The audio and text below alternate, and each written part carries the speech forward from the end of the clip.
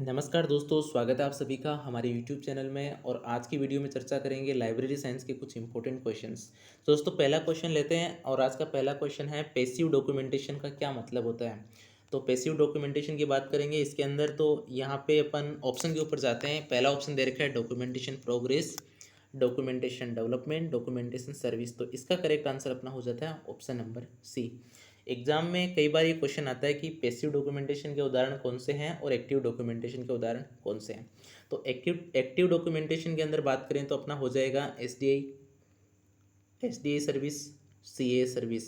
ये दोनों अपने हो जाते हैं एक्टिव डॉक्यूमेंटेशन के उदाहरण। इसके अलावा बात करें जैसे अपन पैसिव डॉक्यूमेंटेशन के एक और उदाहरण की बात करेंगे तो आपका हो जाएगा यहाँ पे जैसे प्रोक्योरमेंट ऑफ डॉक्यूमेंट की जो अपन प्रोक्योरमेंट निकालते हैं वो भी इसके अंदर आ जाता है पैसिव डॉक्यूमेंटेशन के अंदर। तो दोनों से ही क्वेश्चन आएंगे, एक्टिव से और पैसिव दोनों से आएंगे। तो यहाँ पे अपना राइट आंसर हो जाता है ऑप्शन नंबर सी। अगले क्वेश्चन की बात करता हूँ कि डबलिन कोर मेटा डेटा में कितने एलिमेंट होते हैं। बहुत कॉमन क्वेश्चन है, बहुत बार पूछा गया है।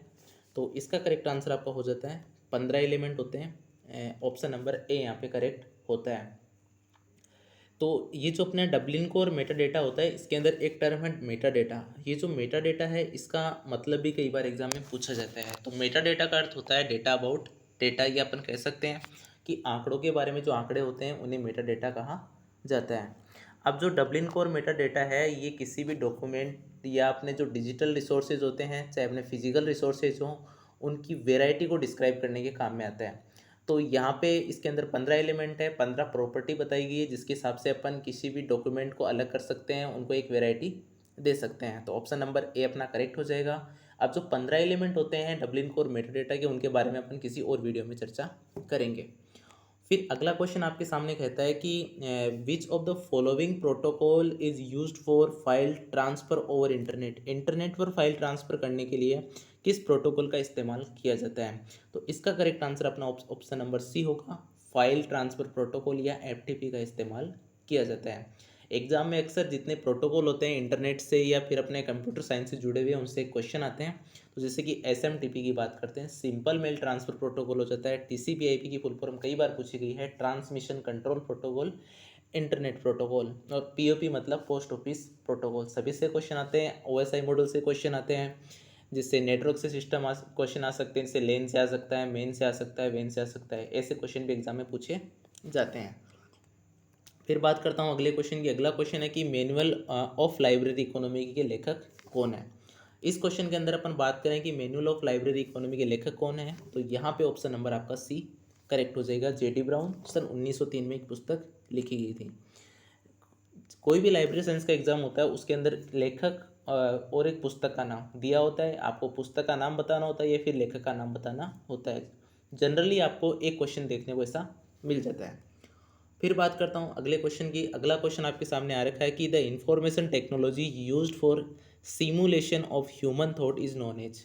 सूचना प्रौद्योगिकी का प्रयोग मानव विचारों के अनुरूपण के लिए किया जाता है, उसे क्या कहते हैं? उसे आर्टिफिशियल इंटेलिजेंस कहते हैं। और कंप्यूटर की 5वीं पीढ़ी के अंदर आर्टिफिशियल इंटेलिजेंस का इस्तेमाल किया जाता है। फिर अगले क्वेश्चन की बात करते हैं। अगला क्वेश्चन है कि university library network in India is known as. तो भारत में विश्वविद्यालय पुस्तकालय के नेटवर्क को क्या कहा जाता है? तो इसको जाना जाता है इनफ्लिप नेट के नाम से। इनफ्लिप नेट यानी इंफॉर्मेशन एंड लाइब्रेरी नेटवर्क। सन 1991 में इसको इस्टेब्लिश किया गया था। हेडक्वार्टर की बात करेंगे तो गांधीनगर गुजरात के अंदर स्थित है इसका हेडक्वार्टर। बहुत सारे सॉफ्टवेयर हैं इसके, बहुत सारे इसके प्रोडक्ट हैं। अगर आपने तैयारी अच्छी कर रखी है तो वो आप हमें कमेंट करके बता सकते हैं। अगले क्वेश्चन की बात करते हैं। अगला क्वेश्चन कहता है कि science and technology policy information exchange programme was promoted by. ये जो प्रोग्राम है ये किसके द्वारा प्रमोट किया गया? इसको देखो शॉर्ट फॉर्म में स्पाइंस कहते हैं। और ये प्रोग्राम किसके द्वारा प्रमोट किया गया? तो ये आपका यूनेस्को के द्वारा प्रमोट किया गया था। और ये 5 ईयर पायलट प्रोजेक्ट था एक तरह से, जैसे अपना पंचवर्षीय प्रोग्राम होता है ऐसा ही था। और ये 1977 में से लेकर 1982 तक चला था। तो साइंस रिसोर्सेज के ऊपर पॉलिसी बनाने के लिए था, 5 साल तक ये चला था। तो आपको ये ड्यूरेशन भी याद रखनी है। यूनेस्को के द्वारा इसको प्रमोट किया गया था, ये भी आपको याद रखना है। फिर चर्चा करते हैं अगले क्वेश्चन की। अगला क्वेश्चन कहता है कि साइबर स्पेस शब्द को प्रतिपादित किसने किया। दोस्तों क्वेश्चन आपके सामने आ चुका अगला कि साइबर स्पेस शब्द को प्रतिपादित किसने किया, तो इसका करेक्ट आंसर आपका हो जाता है सर विलियम गिब्सन 1982, 1982 आपको इसको याद रखना है।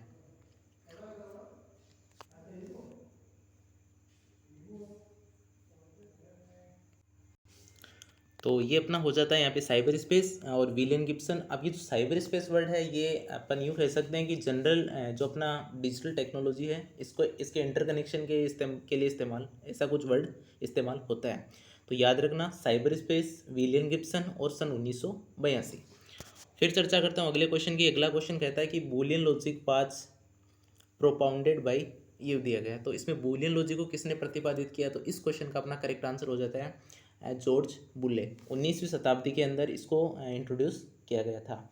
जो बूलियन लॉजिक होते हैं इसके अंदर क्या होता है, या तो अपना बाइनरी नंबर यूज़ करते हैं 0 1 की फॉर्म में होते हैं, या फिर अपन ट्रू और फॉल्स के रूप में डेटा को स्थापित करते हैं, या फिर उनको काम में लेते हैं। तो अपने बाइनरी नंबर होते हैं वो अपने काम में लिया जाता है, लॉजिक गेट्स काम में लिए जाते हैं।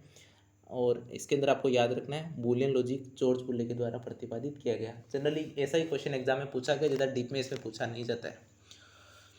फिर बात करते हैं अगले क्वेश्चन की। अगला क्वेश्चन कहता है कि tagging in web 2.0 application is called. तो वेब 2.0 की एप्लीकेशन के अंदर जो टैगिंग होती है उससे कहा जाता है, उससे क्या कहते हैं, उसे फॉक्सोनोमी कहा जाता है। अब क्या होता है कि ये टैगिंग क्यों करते हैं दोस्तों, जो जितना भी अपना ऑनलाइन कंटेंट होता है उनकी जो टैगिंग होती है ना उसके लिए ये टर्म यूज़ की गई है, जिसे क्या कहते हैं, फॉक्सोनोमी कहते हैं। तो आपको याद रखना है कि ऑनलाइन कंटेंट की टैगिंग है उसे वेब 2.0 की जो परिभाषा उसके अंदर क्या कहते हैं, फॉक्सोनोमी कहते हैं। फिर बात करते हैं अगले क्वेश्चन की। अगला क्वेश्चन कहता है कि in which year Budapest open access initiative declaration took place. Budapest open access initiative की घोषणा हुई किस वर्ष हुई, तो इसका करेक्ट आंसर है आपका ऑप्शन नंबर बी, सन 2002। सिंपल क्वेश्चन है, क्रोनोलॉजी पे बेस्ड है। तो अपने लाइब्रेरी साइंस के अंदर ईयर खूब पूछते हैं कि कौन से वर्ष में क्या हुआ, कैसा हुआ, कौन सी किताब किस सन में आई, ऐसे क्वेश्चन खूब पूछे जाते हैं। तो आपको ये भी थोड़ा ध्यान रखना है। फिर अगला क्वेश्चन आपके सामने कि एनडीएल को समन्वित किसने किया। एनडीएल इज कोऑर्डिनेटेड बाय, तो आपको याद रखना है आईआईटी खड़गपुर, आपको याद रखना है Indian institute of technology Kharagpur के द्वारा। तो कब किया गया था, सन 2006 के अंदर किया गया था, आईआईटी खड़गपुर के द्वारा किया गया था एचआरडी मिनिस्ट्री के साथ मिलकर। फिर अपन बात करते हैं क्वेश्चन नंबर 37 की। यूजीसी डिजिटल पुस्तकालय कंसोर्टियम का शुभारंभ किसके द्वारा किया गया, क्वेश्चन नंबर 37। और 37 नंबर क्वेश्चन के अंदर अपन राइट आंसर की चर्चा करते हैं। तो आपको हो जाता है option number A, doctor APJ Abdul Kalam. फिर अगला क्वेश्चन है कि an e book in which does not has an internet connection to access its content. E book की विषय वस्तु प्राप्त करने के लिए इंटरनेट कनेक्शन की जरूरत नहीं है, तो कौन सी होगी इसके अंदर, तो आपको यहाँ पे अपना करेक्ट आंसर इसके अंदर सूटेबल होगा, वो होगा option number B, digital book. अगला क्वेश्चन है कि ऑन्टोलॉजी का क्या अर्थ है। काफ़ी अच्छा क्वेश्चन है, काफ़ी इंपॉर्टेंट है यहाँ पे। तो इसके अंदर आपको ध्यान रखना है कि इस क्वेश्चन का करेक्ट आंसर आपका हो जाएगा इंटरनेट आधारित प्रलेखों का वर्गीकरण। अब आपको इतना तो याद रहेगा कि ऑन्टोलॉजी क्या होती है, इंटरनेट आधारित प्रलेखों का, लेकिन आप कंफ्यूज यहाँ पे होगा कि वर्गीकरण होगा या सूचीकरण होगा। वहाँ पे आपको एग्जाम में दोनों चीज़ें मिलेगी, पर आपको जो करके आनी है वो आपको वर्गीकरण करके आना है, यानी क्लासिफिकेशन करके आना है। दोनों ही सिमिलर हैं, cataloguing of internet based document and cataloguing of internet based document. तो क्लासिफिकेशन वाला आपको करके आना, जो क्लासिफिकेशन होगा वो ऑन्टोलॉजी की, आपको कैटालॉगिंग यहाँ पे नहीं करनी है। तो अगर आप थोड़ा बहुत इसको ध्यान से नहीं पढ़ोगे तो आप यहाँ पे ऑप्शन नंबर बी भी यहाँ पे करेक्ट करके आ सकते हो। तो ऑप्शन नंबर ए यहाँ पे करेक्ट होगा। फिर अगले क्वेश्चन की बात करते हैं। अगला क्वेश्चन कहता है a quick and ready insight is known as. एक त्वरित और तैयार अंतर्दृष्टि को क्या कहते हैं। देखो ये थोड़ा कॉमन सेंस का क्वेश्चन है, तो इसको अपन कहते हैं अंतर्ज्ञान कहते हैं। सिंपल क्वेश्चन है पर अच्छा क्वेश्चन है। थोड़ा सा ऐसे क्वेश्चन आते हैं तो आपको थोड़ा सा यहाँ पे इसको देख लेना है। फिर अगला क्वेश्चन कहता है कि which of the following in term used for working exemption of solution to a problem. निम्न में से किस शब्द का प्रयोग किसी समस्या का समाधान करने के लिए धारणा के लिए प्रयुक्त किया जाता है। तो ये है आपका ऑप्शन नंबर बी, परिकल्पना करते हैं अपन, या फिर इसको इंग्लिश में कहते हैं हाइपोथेसिस।